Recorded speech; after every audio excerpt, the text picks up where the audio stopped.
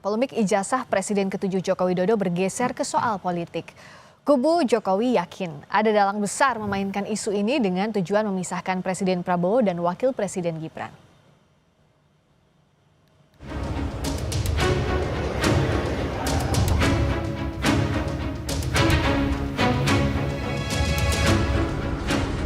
Polemik ijazah Presiden ke-7 Joko Widodo sepertinya masih jauh dari kata usai. Bukan hanya persoalan hukumnya, namun kini merembet ke urusan politik. Penuding ijazah palsu, Roy Suryo menyebut, Jokowi lah yang menggeser persoalan ijazah menjadi politis karena menyebut ada dalang di balik tudingan ijazah palsu. Padahal Roy Suryo menegaskan tidak ada siapapun yang membackinginya dalam menggugat keaslian ijazah Jokowi. Jokowi tiba-tiba di tengah-tengah peristiwa ini tiba-tiba mengeluarkan satu insinuasi, ya, pikiran yang kemudian ada orang besar di balik ini. Clear ya, Mbak, saya katakan tidak ada satupun pihak, jangankan orang besar, ya, orang besar mungkin badannya besar, orang badannya kecil kayak saya pun nggak ada di balik kami bertiga. Dan bahkan itu sebentar lagi akan kita wujudkan dalam bentuk tulisan ilmiah. Sebelumnya Jokowi meyakini ada dalang di balik tudingan ijazah palsu maupun isu pemakzulan Gibran. Jokowi menyebutnya sebagai orang besar. Tuduhan ijazah palsu maupun pemakzulan. Artinya memang ada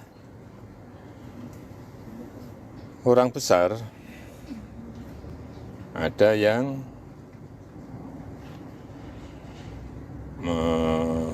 backup. Kelompok relawan Jokowi menuding Roy Suryo CS hanya pion dari orang besar yang ingin memisahkan Prabowo Gibran. Orang besar yang dimaksud ingin menempatkan anak atau orang-orangnya sebagai pengganti. Saudara Roy Suryo CS ini kan hanya pion-pion aja. Di belakangnya kan pasti ada tokoh-tokoh yang menginginkan agar Prabowo Gibran ini berpisah. Nggak sukses. Ya, hingga 2029 mereka ingin menggantikan dengan anaknya atau orangnya. Ini mantan-mantan petinggi di Republik ini nih. Ya mereka inilah penuduh ijazah palsu dan juga pemakzulan. Kenapa? Dasar-dasarnya nggak ada sama sekali. Hingga kini, belum penetapan tersangka dalam kasus ijazah Jokowi, baik yang dilaporkan Roy Suryo CS maupun yang dilaporkan Jokowi sendiri. Yang menonjol justru saling tuding berbau politis soal ada atau tidak dalang besar isu ijazah. Tim Liputan, Kompas TV.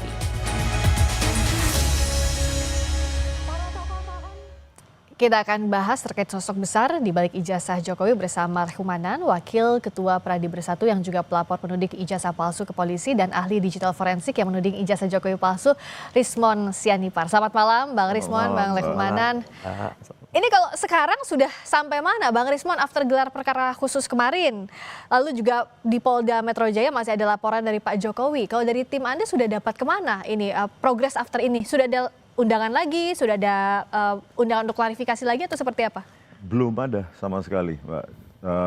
Tapi begini, kami menghormati proses hukum yang ada di Polda Metro Jaya, tetapi kami meminta juga agar kepolisian juga ya memproses laporan saya di Polda DIY atas dugaan skripsi palsu.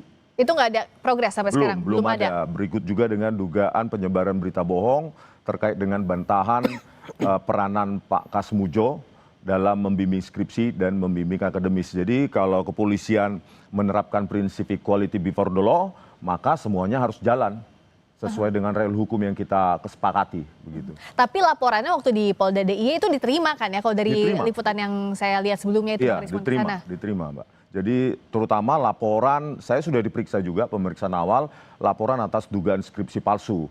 Karena kami itu sangat kecewa dengan penjelasan atau metode forensik yang tidak dikenal dalam forensik digital, ya, forensik analog juga begitu. Dirtipidum menjelaskan bahwa lembar pengesahan skripsi Joko Widodo itu produk dari letterpress atau handpress hanya karena telah diraba, dirasakan ada cekungan, langsung disimpulkan secara prematur. Oleh karena itu, supaya Polda DIY melanjutkan proses hukum yang diperlukan untuk menguji apakah lembar pengesahan skripsi tersebut itu berasal dari tahun 1985.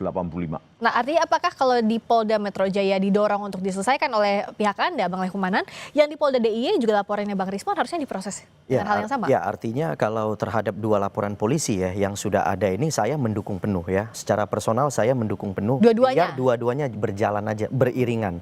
Tapi pastinya perlu saya jelaskan di sini bahwa Polda Metro Jaya telah melakukan penyitaan terhadap ijazah Pak Jokowi yaitu S1 maupun yang SMA.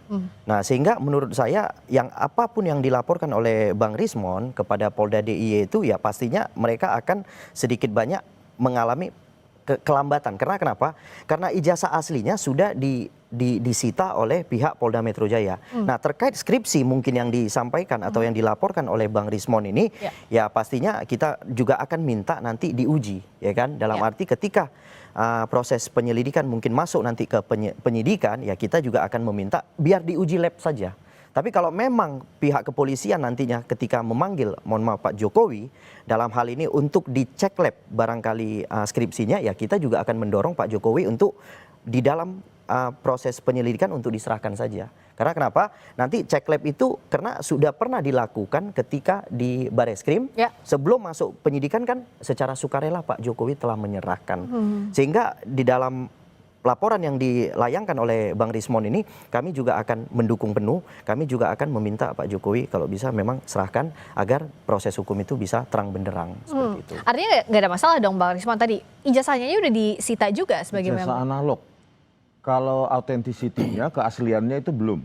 Yang kalaupun ada yang diserahkan ya kita belum melihat berita acara penyerahannya ya.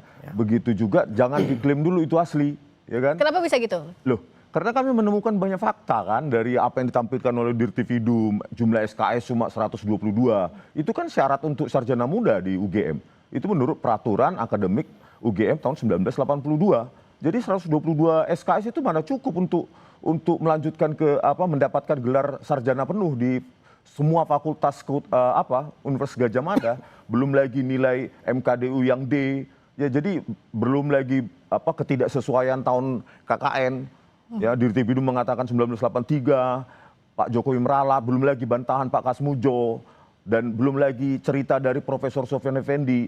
Jadi makanya jangan diklaim dulu bahwa itu yang diserahkan itu ijazah asli, tetapi ijazah analog iya. Nah, diuji pun belum itu.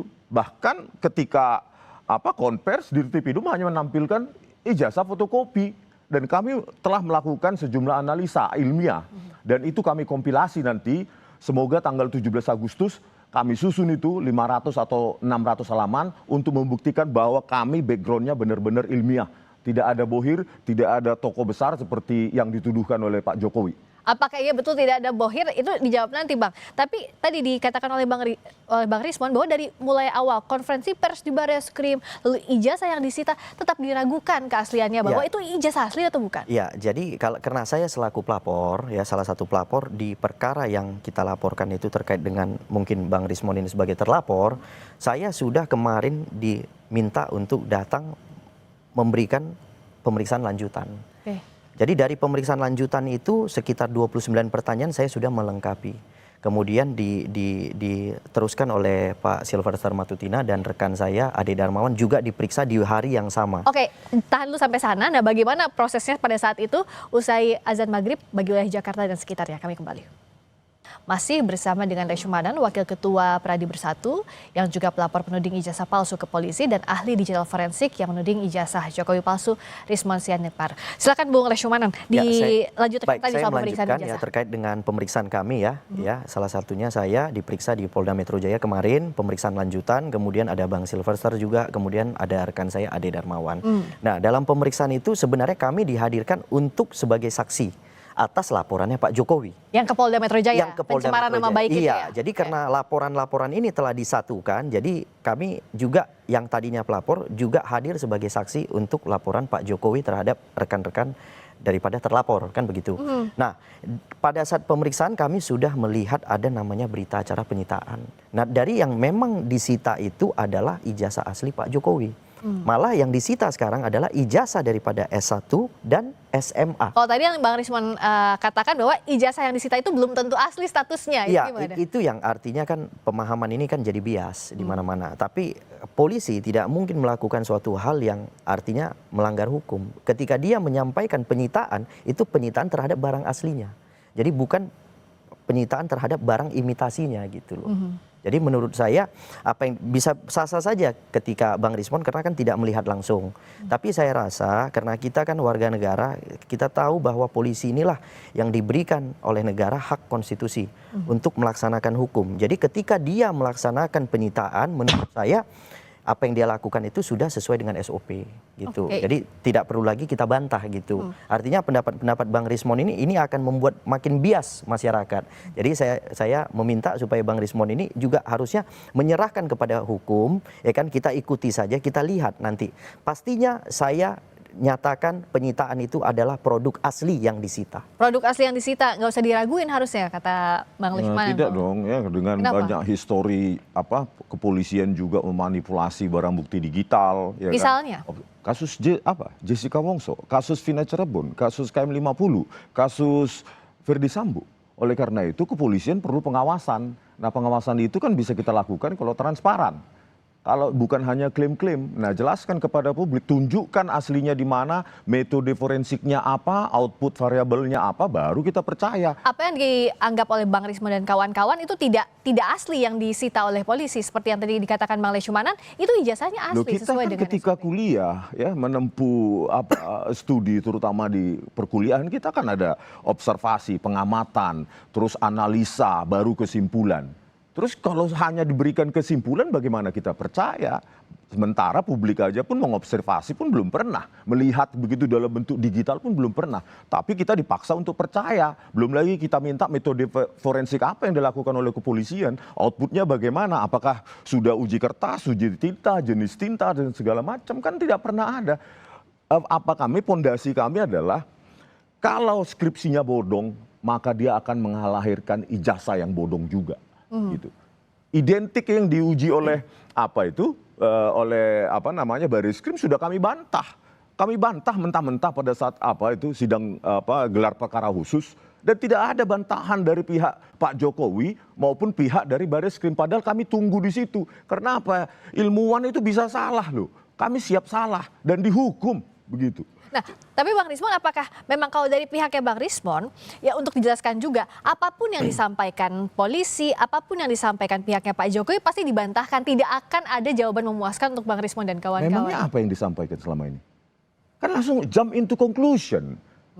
Kan hanya dibilang asli, metodenya apa, penjelasan proses akademiknya saja dari UGM itu nggak pernah dijelaskan secara utuh. Terdaftar sebagai sarjana muda sejak tahun akademik 1980-1981. Tahun akademik berikutnya juga sarjana muda. Tiba-tiba ada transkrip nilai 122 SKS. Itu pun tidak final karena kami punya ya yang tahun 1985 transkrip nilai akhir itu tidak ancur-ancuran seperti itu. Nilainya malah tulis tangan. Nah, bukti-bukti yang disampaikan tadi bukan karena ada bohir di belakang Bang Rismon dan kawan-kawan, tapi jawabnya nanti usai jeda di Sapa Indonesia Malam. Kami segera kembali. Masih di Sapa Indonesia Malam, Pengadilan Negeri Sleman memutuskan tidak berwenang menangani perkara gugatan perdata soal ijazah Presiden ke-7 Joko Widodo. Majelis Hakim berpendapat perkara sengketa informasi publik lebih tepat diajukan ke Komisi Informasi Pusat atau Pengadilan Tata Usaha Negara. Pengadilan Negeri Sleman menggelar sidang gugatan perdata terkait ijazah Presiden ke-7 Joko Widodo yang diajukan Komardin.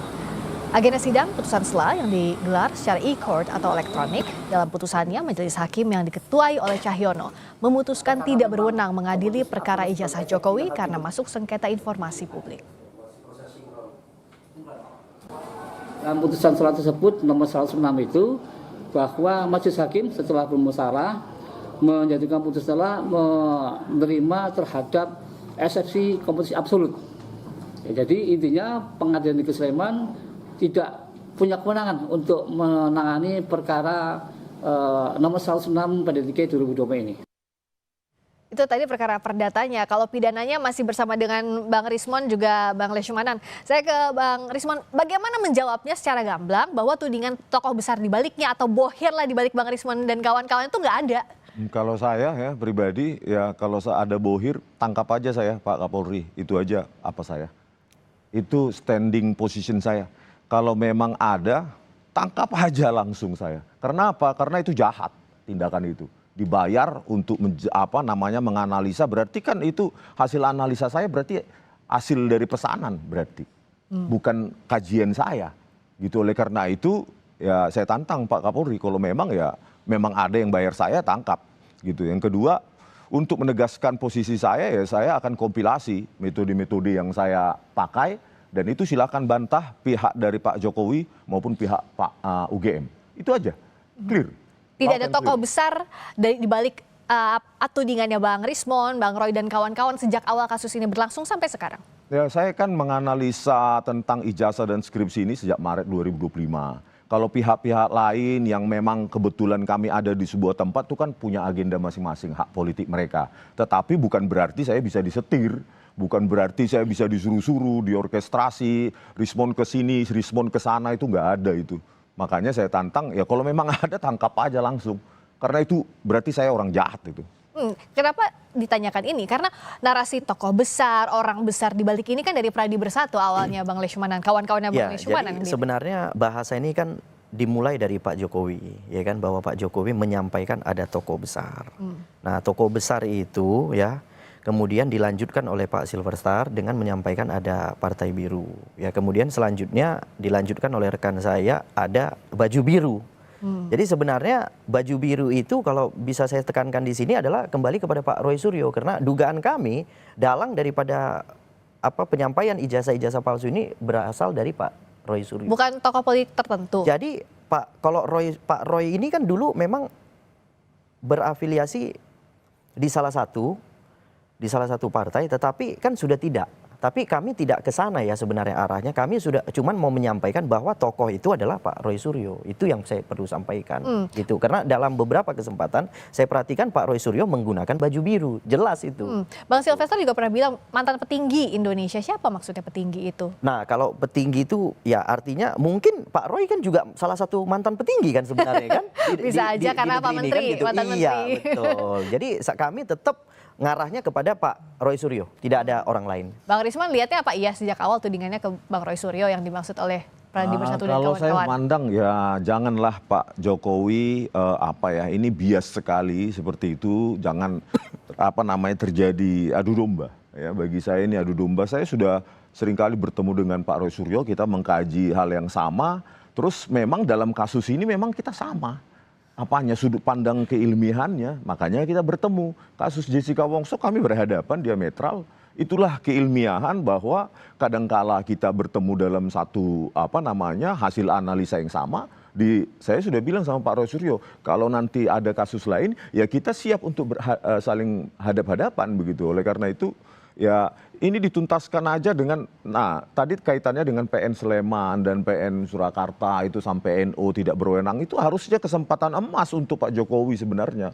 Untuk menunjukkan ijazahnya kepada publik yang Anda pakai untuk pencalonan presiden 2014-2019. Dan itu kan hak publik, harusnya kan pengacara-pengacara itu tahu Undang-Undang nomor 14 tahun 2008. Ya, ijazah yang pernah dipakai untuk mendapatkan jabatan publik itu kan sudah menjadi milik publik, sebenarnya milik rakyat itu ijazahnya Pak Jokowi itu. Tetapi inilah sangat panjang ya, jalan berliku. Oleh karena itu kami tegaskan bahwa kami tetap ilmiah. Saya, Pak Roy Suryo dan Bu Tifa tetap ilmiah. Tanggal 17 kami buktikan pada Indonesia bahwa kami benar-benar pada jalur ilmiah gitu, Bang Leshmanan. Gimana Bang Leshmanan? Ya, kalau artinya kan gini, apa yang disampaikan mungkin Bang Rismon dengan kawan-kawan itu kan secara ilmiah yang mungkin memang secara keilmuan daripada Bang Rismon kan gitu. Tetapi dalam proses yang kami laporkan ini kan dua hal yang berbeda. Yang kami laporkan adalah tuduhan palsu, ya. Yang kami laporkan ini adalah suatu tuduhan palsu terhadap suatu produk. Kan begitu kan? Tidak terima bahwa produk itu disebut palsu. Iya, kami tidak terima bahwa salah satu produk itu yang pernah digunakan Pak Jokowi sebagai instrumen itu dinyatakan palsu. Karena kenapa? Pihak Bareskrim telah menyatakan bahwa produk itu asli. Kemudian pihak universitas yang mengeluarkan produk itu telah diperiksa dan menyatakan itu asli. Kemudian ada teman-teman kuliahnya Pak Jokowi telah diperiksa dan menyatakan memang benar berkuliah dengan bersama gitu. Artinya dengan metode, dengan perbandingan itu kami menyimpulkan memang ini adalah tuduhan palsu. Sehingga terhadap laporan kami maka dinaikkanlah dari tahap penyelidikan ke penyidikan. Jadi yang bisa saya komentari di sini adalah bahwa laporan kami telah naik penyidikan, metode yang akan digunakan terhadap pemeriksaan laporan itu mungkin kami juga akan menggunakan ahli. Ya kan? Mungkin ahli yang akan disediakan oleh pihak polisi gitu. Jadi sehingga ya boleh-boleh saja nanti Bang Rismon dan kawan-kawan memberikan keterangan itu pada proses penyidikan. Ketika dipanggil kooperatif datang sampaikan seluruh metode-metode itu disampaikan. Nah, nanti metode yang disampaikan dalam BAP itu akan diuji kembali oleh ahli yang disediakan oleh pihak kepolisian. Oke, berarti last but not least untuk dua-duanya Bang Rismon dulu. Satu, untuk adu bukti saat untuk kasus yang sudah naik penyidikan termasuk menunggu juga laporannya Bang Rismon bagaimana nanti nasibnya. Yang kedua, adu bukti juga bahwa tidak ada orang di balik Bang Rismon dan kawan-kawan. Itu apa yang mau disampaikan? Ya ini makanya kami menuliskan secara komprehensif ini, silahkan dibantah nanti ya mau. Sebenarnya bantahan itu yang paling efektif adalah pada saat gelar perkara khusus dan kami inginkan harusnya terbuka untuk publik. Tetapi apa yang kami dapatkan zonk. Ahli dari yang didatangkan oleh Pak Jokowi juga tidak membantah apapun tentang argumentasi kami. Oleh karena itu kami kompilasi dan ini kalau memang Polda memanggil kami lagi ya kami jelaskan. Kalau bisa BAP itu 500 halaman nanti kami buat. Silahkan ketik begitu loh. Oleh karena itu ya kami tetap berpendirian yang sama dari dulu. Saya sejak meneliti Maret 2025 ini saya pergi ke lapangan. Tapi diprotes, kok sudah kesimpulan, ya inilah untuk memperkuat fakta lapangan dengan analisis secara komputer gitu loh. Bahwa digital forensik itu dalam kasus besar pernah kok dipakai untuk menyelesaikan atau mengotentikasi, menunjukkan bahwa dokumen analog palsu. Dua bisa saya katakan yaitu Killian Document dan Hitler's Diaries. Itu dokumen analog palsu ya disimpulkan digunakan digital forensik untuk mengotentikasi untuk membuktikan bahwa itu palsu. Jadi mana salahnya? Apa yang kami lakukan sudah dilakukan oleh negara maju gitu loh. Argumentasi pihak Pak Jokowi mengatakan dokumen analog hanya bisa diforensik secara analog. Tolong googling yang saya katakan dua kasus besar tersebut. Oke, kalau dari Bang Rismon untuk lawan BAP 500 halaman tadi gimana? Ya, itu artinya gini, saya nggak mau masuk terlalu dalam kepada proses penyidikan karena proses penyidikan ini kan milik polisi. Artinya saya tidak mau mempengaruhi penyidikan polisi. Nah, cuman setahu saya secara SOP dari pihak kepolisian, apa yang akan Bang Rismon nantinya sandingkan dalam BAP itu, mereka akan sandingkan juga dengan ahli yang mereka siapkan. Sehingga jadi gini, sesuai pasal 184 KUHP, hukum acara, bahwa keterangan saksi, keterangan ahli, kemudian keterangan petunjuk dan alat bukti surat, yang nantinya mungkin keterangan, mohon maaf, terdakwa. Terus kalau berbeda dari keahlian dari pihak polisi, itu yang benar begitu? Itu yang akan dipakai pastinya. Gitu loh. Artinya masa karena hanya dia ahli dari kepolisian langsung ahli yang mengatakan kami salah? Oleh kepolisian itu pastinya kan dia akan memberikan keterangan sesuai dengan keahliannya. Sehingga jangan kita menilai keahliannya. Ya kan? Tapi dia menilai keahlian kami? Karena ada laporan. Ada laporan yang sedang berjalan, kemudian laporan ini telah naik penyidikan. Sehingga memerlukan pendapat daripada ahli. Baik. Itu sesuai hukum acara. Jadi jangan kita bantah hukum acara ini. Oke, melodramanya masih berlanjut. Tampaknya di proses pembuktian masing-masing silahkan siapkan. Termasuk apa saja yang baru. Kalau bukti-bukti tadi kan sudah disampaikan. Masih banyak. Masih banyak yang saya simpan. Apa saja episode baru yang akan dikeluarkan Bang Rismon dan juga Bang Leshmanan dan kawan-kawan. Kita akan nantikan. Terima kasih Bang Leshmanan. Terima kasih juga Bang Rismon Sianipar.